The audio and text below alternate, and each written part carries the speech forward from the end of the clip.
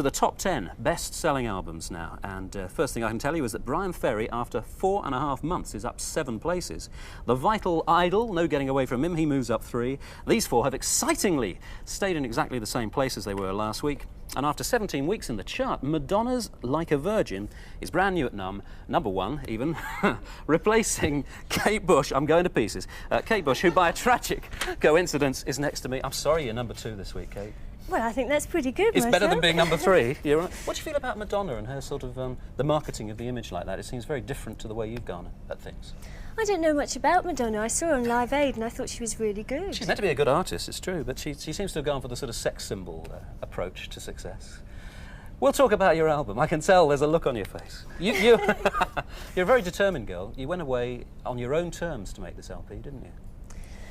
Yes, I wanted to make sure that we got our own studio together. That was the next move, really. I spent a lot of time on the last album, moving from studio to studio, and now we've got our own place and everything is brilliant. It makes such a difference. Is it difficult choosing the right sort of gear to put in there, the right people to work with in that studio, and the location, of course? I think it's really good because you can get everything you want in one studio, which isn't always easy in a London studio.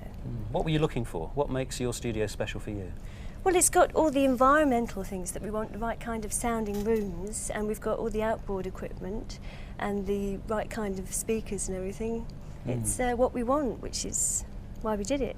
You say we all the time. It's very much, though, a very solo sort of thing. I mean, you've produced the thing, you've written the thing. Even though you have other musicians playing on it, you're calling the shots, aren't you? I'm in control, but there's no way I could do it by myself. I rely on very good engineers and musicians and people around me to advise me. Yes, how do you keep tabs on whether you're losing track of reality, you know, whether you're getting too self-indulgent? You mean in context of an album? Yeah. I think you just have to rely on a voice inside you saying that it's getting better and everything that you do to it does make it better and not worse. Actually, a lot of critics have felt, well, the ones I've seen, that there are some very, very commercial bits in this as well, that maybe you were aware that the last LP perhaps did go away from the mainstream a bit. Do you agree with them? I don't feel it went away from the mainstream. I mean, whenever you make an album, you just do it and you hope all the songs are good and that you're trying to express what you want at that time, and I feel that I've done that, certainly with the last 3 albums.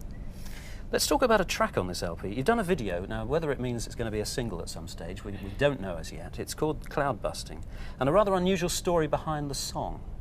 So can you tell us the story to set up the video that we're going to see?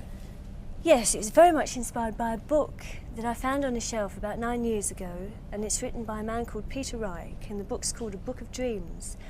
And it's very much written from a child's point of view about his father. You see the book in the video if you're clever. Yes, right. Yes, don't blink or you'll miss it.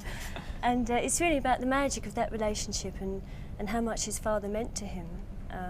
And they have a very special thing they can do. They go up onto a hill with a machine that his father's built and they make it rain. Kate Bush and Cloud Busting, rather obviously. Donald Sutherland, how did you get him to be in your video?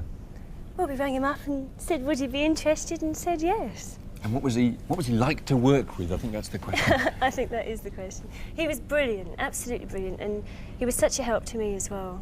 Fantastic, a real honour to work with him. And that's the new single as well? Yes, it is. OK, thanks for coming in.